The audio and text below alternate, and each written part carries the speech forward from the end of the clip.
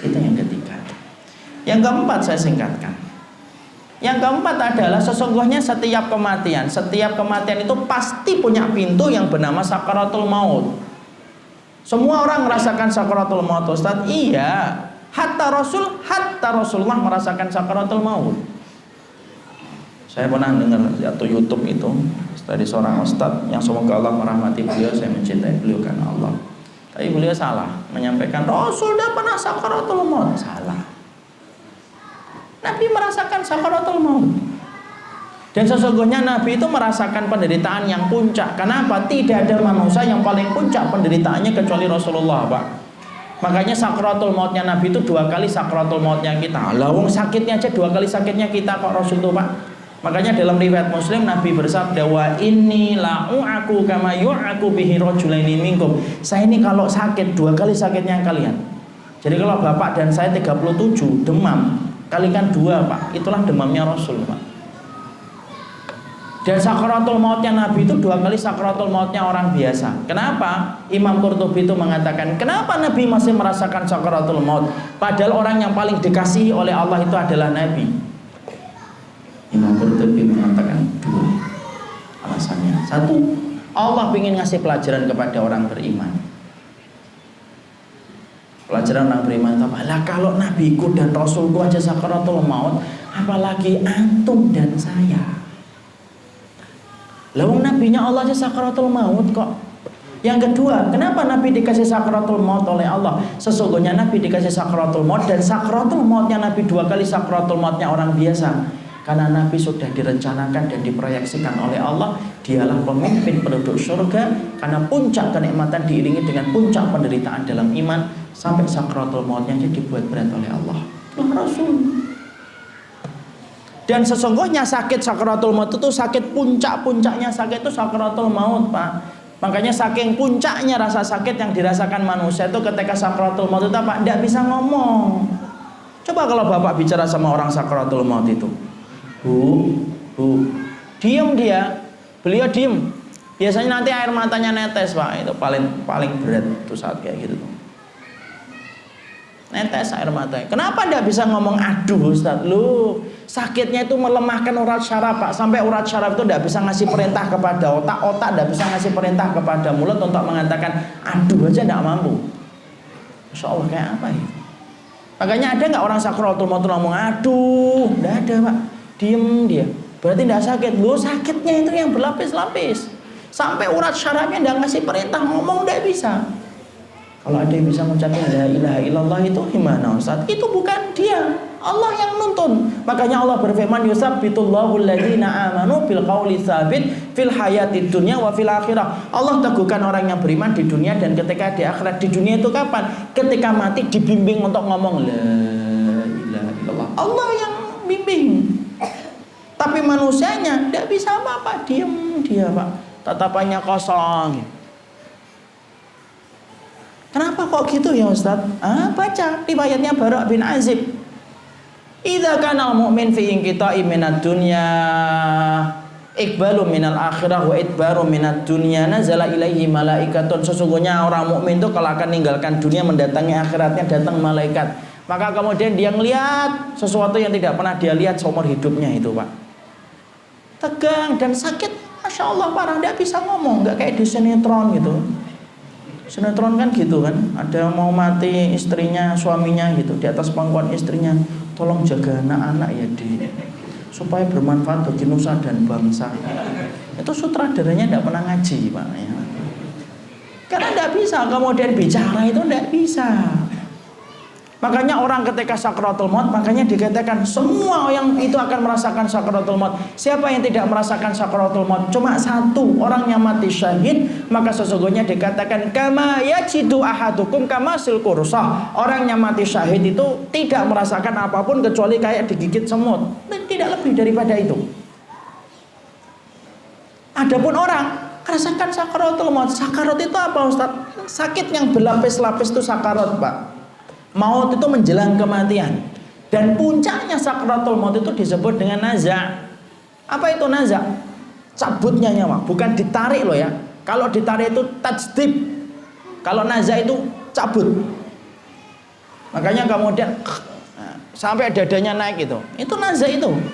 Dan kita bisa bayangkan Pak, untuk membayangkan sakaratul maut itu kita bayangkan dengan analogi yang gampang aja. Dulu di penjara itu banyak orang yang metode penyiksaannya itu dicabut kuku Pak. Kita bayangkan aja ngilu. Jempol kaki kita ada rambutnya cabut Pak, ngilu Pak. Urat saraf, ada teman kita yang kena urat kejepit itu, Masya Allah kalau lagi kambuh itu teriak-teriak Pak. Itu baru kejepit loh itu. Nah kita lagi membayangkan orang sakaratul maut, kemudian tiba-tiba kemudian syarafnya itu bukan hanya kejepit, dimatikan oleh Allah. Itu kayak apa? Makanya orang kalau sudah sakaratul maut itu, malaikat maut itu nanti duduk Pak. Yang mencabut nyawa itu bolehkan penamaan itu kalau kita baca dalam Quran itu namanya malaikat maut, bukan malaikat Israil. Tak duduk dia di atas kepala Pak. Dia bukan dari kanan, bukan dari kiri, bukan dari bawah, dari atas ini. Kalau sudah habis, dicabut itu.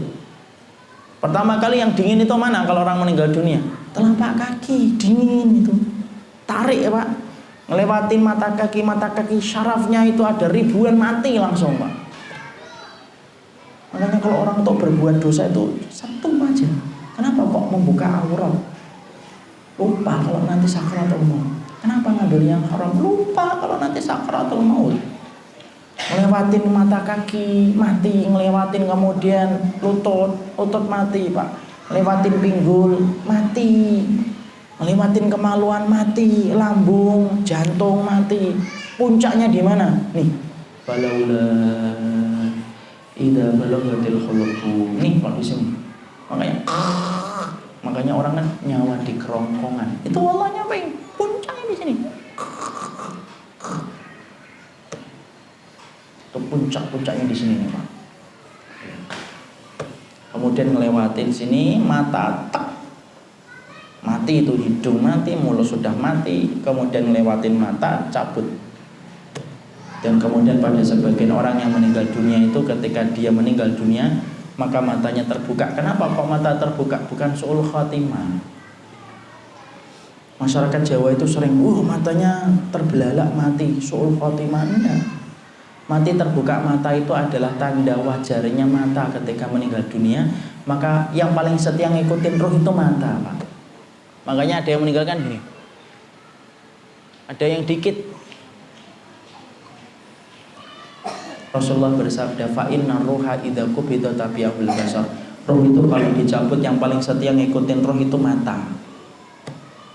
Makanya siapa sahabat yang matanya terbuka ketika meninggal? Kalau tidak salah Utsman bin Maz'un rahimahullah taala, matanya terbuka, Rasulullah yang menutupnya. Maka disitulah kita dapat, itulah kematian. Makanya kalau ada orang yang terbuka matanya, tidak usah takut Pak. Tutup aja sembari Allah membaca Allahumma firlahu warahmu wa'afi wa'afwan. Kalau dia membuka mata lagi, nah itu baru kita kabur Pak. Nah kemudian dia tertutup dia itu. Makanya kemudian ketika akhirnya Masya Allah, sampai kemudian akhirnya apa sunnahnya kalau kita menghadapi orang sakaratul maut? Didampingi, jangan ditinggal Pak. Ini kalau ada di antara bapak-bapak yang dokter, saya menyampaikan nasihat dan masukan. Harusnya orang di ICU itu tidak boleh ditinggal. Kenapa? Itu saat-saat kritis harusnya ditemani. Syekh Utsaimin rahimahullahu ta'ala menyampaikan, saat-saat kritisnya manusia untuk menghadapi perang besar-besaran antara hak dengan yang batil, antara iman dengan kufur, itu terjadi ketika detik-detik kematian. Itu detik-detik kematian itu yang paling menegangkan itu. Di saat-saat itulah peperangan puputannya Pak. Puputannya itu ketika mau meninggal dunia. Makanya jangan pernah ditinggal. La ilaha illallah. Talqin terus di sini pelan-pelan, enggak usah buru-buru. La ilaha illallah sampai pegang itu kemudian keningnya. Yang nangis-nangis suruh keluar dulu. Kenapa Ustaz? Pak, Bapak dan saya aja kalau dengar anak nangis saja sesek dada kita Pak. Apalagi orang meninggal dunia. Suruh keluar dulu Mbak. Ibu, iya keluar dulu. Nanti balik lagi kalau sudah enggak nangis. Yang baca Quran berhenti Pak. Talqin aja la ilaha illallah, pelan, sabar gitu. Kenapa? Saat yang dihadapi itu berat gitu. La ilaha illallah. Nanti Jadi kalau sudah mengucapin la ilaha illallah sudah. Baru kemudian ketika sudah mengucapin la ilaha illallah, baru kemudian itulah tanda kegembiraan yang Allah berikan supaya dia mendapatkan kebaikan akhirat. Kalau sudah mengucapin la ilaha illallah Ustaz, sudah, tidak usah ditalkin lagi. Ayo baru 1 kali Bu, 3 kali ganjil, Allah senang yang ganjil, tidak usah gitu. Cukup sekali saja. Dan kalau sudah mengucapin la ilaha illallah, tidak usah diajak ngobrol. Alhamdulillah ya Bu, iya nak, nah, itu talqin lagi. Berarti ucapan terakhirnya tuh ya nak, itu bukan alhamdulillah, bukan la ilaha illallah. Maka di situ kita mencoba, itulah sakaratul maut, Pak. Puncak rasa sakit yang dirasakan manusia itu.